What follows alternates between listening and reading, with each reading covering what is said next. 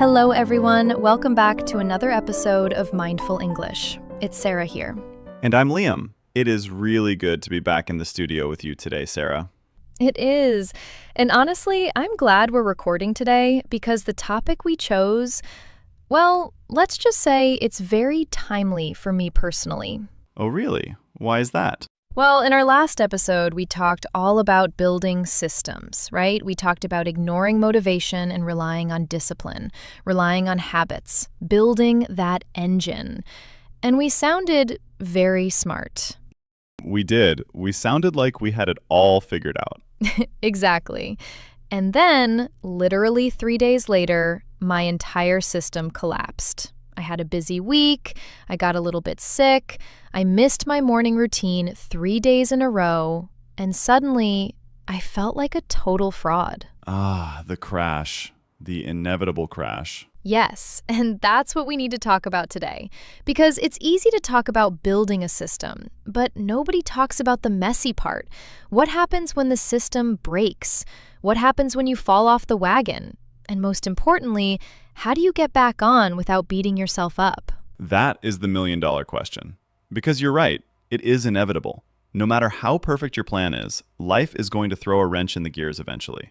You get sick, you travel, work gets crazy, or sometimes you just have a bad day. And the problem isn't the break, is it? It's the reaction to the break. Precisely.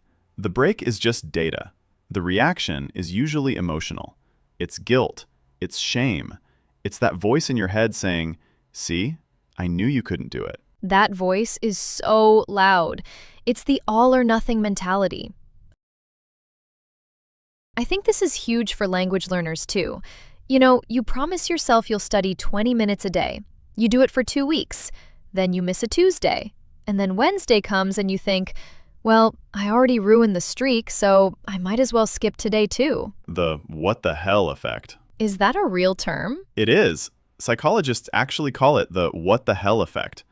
It's that moment when you make a small slip-up, like eating one cookie when you're on a diet, and your brain goes, well, what the hell, the diet is ruined, and you eat the whole box. I have definitely done that with cookies, and with exercise, and with work projects. We all have. It's human nature. We love clean lines. We love streaks. We love looking at a calendar and seeing all the boxes checked. It feels safe. It feels like control. So when one box is empty, it feels like chaos. It feels like the whole structure is tainted. So let's dig into that feeling, that moment of chaos, when you realize the system is broken. What is actually happening in our brains there? Why does it feel so heavy? I think it comes down to identity. Remember how we talked about confidence coming from keeping promises to yourself? Right. Well, when you break the system, the opposite happens. You break a promise to yourself. And that triggers a little bit of an identity crisis. You start thinking, maybe I'm not the kind of person who is disciplined. Maybe I'm just lazy. Maybe I'm not capable of learning this language or running this business. That spiral happens so fast. It goes from, I missed one day, to, I am a failure, in about 5 seconds. It does. And that shame is actually the biggest enemy of productivity. This is the irony, Sarah. We think that guilt will motivate us. We think if we beat ourselves up, we'll do better next time. I was bad, so I need to be stricter. But it actually does the opposite. Exactly. Shame makes us want to hide. It makes us want to avoid the thing that made us feel bad. So if your English textbook makes you feel guilty because you haven't opened it in a week, are you going to want to open it? No way. I'm going to throw a blanket over it and watch Netflix. Right. So the first step in restarting, before you change your schedule, before you download a new app, is dealing with that emotional backlash. You have to forgive yourself for being human. That's easier said than done, Liam. Forgive yourself. It sounds nice, but how do we actually do that in the moment? I like to use the flat tire analogy. Imagine you are on a road trip. You're driving from New York to California. It's a long, beautiful journey. Somewhere in Ohio, you get a flat tire. Okay, flat tire in Ohio. Not ideal. No, it's annoying. You have to pull over. You're delayed. But, and here is the key. Do you get out of the car, look at the flat tire and say, well, the trip is ruined. I'm such a terrible driver. I might as well slash the other 3 tires and set the car on fire. No, that would be insane. It would be totally insane. You would never do that. You would just change the tire. You would accept the delay, and you would get back on the road. You wouldn't turn around and drive back to New York just because of a flat tire. But that is exactly what we do with our habits. We miss one gym session, that's the flat tire. And then we quit the gym for 6 months. That's slashing the other 3 tires. Exactly. So the mindset shift is realizing this is just a flat tire. It is a mechanical issue, not a moral failure. You are not a bad person because you missed a day. You just have a flat tire. Fix it and keep driving. I love that. Mechanical, not moral. That takes the emotion out of it. It makes it objective. Right. And once you take the emotion out of it, you can actually look at why the system broke. Because usually there is a reason, and it's not because you're lazy. Okay, so let's move into that diagnostic phase. We've forgiven ourselves, we've put down the knife, we aren't slashing the other tires. How do we figure out why we stopped? Well, usually when a system breaks, it's because of one of 2 things. Either the system was too fragile, meaning it was too hard to maintain, or life circumstances changed and the system didn't adapt. Let's talk about the first one, the fragile system. This is usually perfectionism in disguise, right? Spot on. It's the I will study for 2 hours every single day at 5 a.m. plan. That works great when you are motivated and well rested. But the moment you have a bad night's sleep, the system snaps. It's too brittle. It has no flexibility. I am so guilty of this. I always build my systems for my ideal self. You know, ideal Sarah, who never gets tired, never gets distracted, and drinks green juice all day. But real Sarah likes pizza and gets tired at 8 p.m. And my systems usually crash because real Sarah can't keep up with ideal Sarah. We all have an ideal Liam we are chasing, and he is very annoying. He's very productive. But you have to build systems for the real you, the you who gets tired, the you who has a stressful job. So if your system broke, maybe it was just too ambitious? Often, yes. If you find yourself consistently failing to do something, the answer isn't try harder. The answer is make it easier. Lower the bar until you can actually clear it. Make it easier. That feels counterintuitive, but it makes sense. If I can't run 5 miles, maybe I should just walk for 20 minutes. Exactly, because consistency beats intensity every time. I would rather you do 10 minutes of English every day for a year than 5 hours a day for a week and then quit. Okay, so that's the fragile system. What about when life just happens? You mentioned earlier that sometimes circumstances change. Yeah, this is the season of life concept. Sometimes you build a routine that works perfectly for winter. You're inside, it's dark, you have time to read. Then summer comes. You want to be outside, friends are visiting, the kids are home from school. The winter routine doesn't fit the summer reality. And we try to force it. We try to force the winter routine into the summer schedule, and then we feel guilty when it doesn't work. Right, but it's not a failure. It's just outdated software. You need an update. When the system breaks, it might be a signal that you need to redesign it for your current reality. That's actually really freeing. It means the break isn't a dead end. It's a pivot point. It's a chance to ask, okay, what does my life look like right now? And what can I realistically do? Exactly. It's an adjustment. Maybe during a busy work season, your English practice shifts from studying grammar books to listening to podcasts on the commute. That counts. That is still keeping the promise. It just looks different. Okay, I want to get tactical now. We've analyzed the break, we've forgiven ourselves, we know why it happened. Now, how do we actually restart? Because that day one feeling can be really intimidating. It is. There is a lot of friction in starting over. The engine is cold. Do you have a specific strategy for that first day back? I do. I call it the minimum viable effort. That sounds very businesslike. MVE. It is, but it works. When I have fallen off the wagon, let's say I haven't been to the gym in 3 weeks, I do not go back and try to do my heavy lifting routine. That's too scary. The mental resistance is too high. So, what do? I go to the gym, I stretch for 15 minutes, and I leave.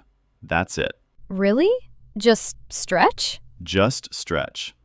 Because the goal of that first day isn't to get fit. The goal is to break the seal. The goal is to just physically show up and prove to myself that I am still the kind of person who goes to the gym. That is so smart. You're rebuilding the habit, not the result. Exactly. You are repairing the neural pathway. You are reestablishing the rhythm. Once you are back in the building, the intensity will come back naturally later. But day one, just show up. Do the absolute minimum. I love that for language learning too.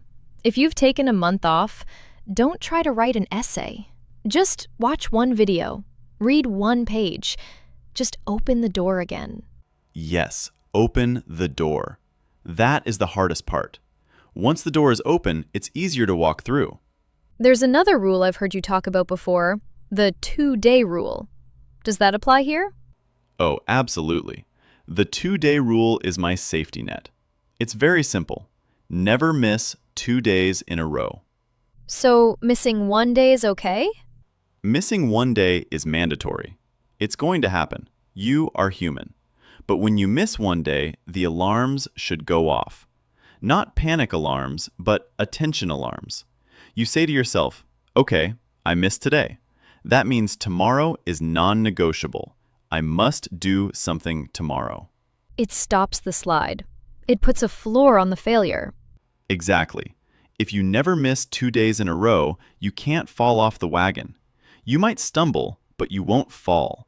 You're always correcting course. It keeps the momentum alive, even if it's imperfect momentum. Imperfect momentum. That is such a good phrase. I think we crave perfect momentum, like a sleek bullet train. But real life is more like a bicycle on a bumpy road. You wobble, you slow down, you speed up. But as long as you don't stop pedaling completely, you're moving forward. And you know, Sarah, there is something beautiful about the restart. What do you mean? Well, when you restart, you are actually building resilience. If you are perfect all the time, you never learn how to get back up. But every time you fall off and choose to start again, that is a muscle. You are getting better at failing. And getting better at failing is actually a superpower. Wow. Yeah. If you're not afraid of falling off, then you're not afraid to start. Precisely. You lose the fear. You think, okay, if I stop, I know how to start again. I've done it before. I can do it again. That is real confidence. Not the confidence that I will never fail, but the confidence that I can always recover. That changes everything. It takes the pressure off. We don't have to hold on so tight. We really don't. We can relax a little. I feel like we've covered so much ground here. We've gone from the guilt of the crash to the mechanics of the restart. But I want to circle back to something we touched on earlier. The idea of data over judgment. Yeah, let's go deeper there. So, I'm thinking about our listeners who might be in a slump right now. Maybe they haven't practiced English in a month. Maybe they feel like they've lost their progress. If they want to look at this as data, what questions should they actually be asking themselves? Like, if they had a clipboard, what are they checking? Great question. If I were coaching them, I'd ask 3 questions. Question 1. What was the specific trigger that made me stop? Was it a specific event? Was it a feeling of boredom? Was it a difficulty level that was too high? Identify the friction point. Right. Question 2. Is my current goal actually something I want or something I think I should want? Ooh, that's a dangerous question. It is. But sometimes our systems break because we don't actually care about the goal anymore. We're just doing it out of obligation. And it is very hard to maintain a system based on pure obligation. That's true. Motivation fades, but purpose can sustain you. If the purpose is gone, the system will collapse. Exactly. And question 3. What is the smallest version of this habit that I could do on my worst day? The minimum viable effort. Yes, define it. Write it down. On my worst day, I will listen to 3 minutes of English audio. Great. Now you have a safety net. I love that. It's like insurance. You hope you don't need it, but it's there when things go wrong. You know, this reminds me of when I tried to learn gardening a few years ago. Oh no. I know this isn't going to end well. You and plants? It was a disaster.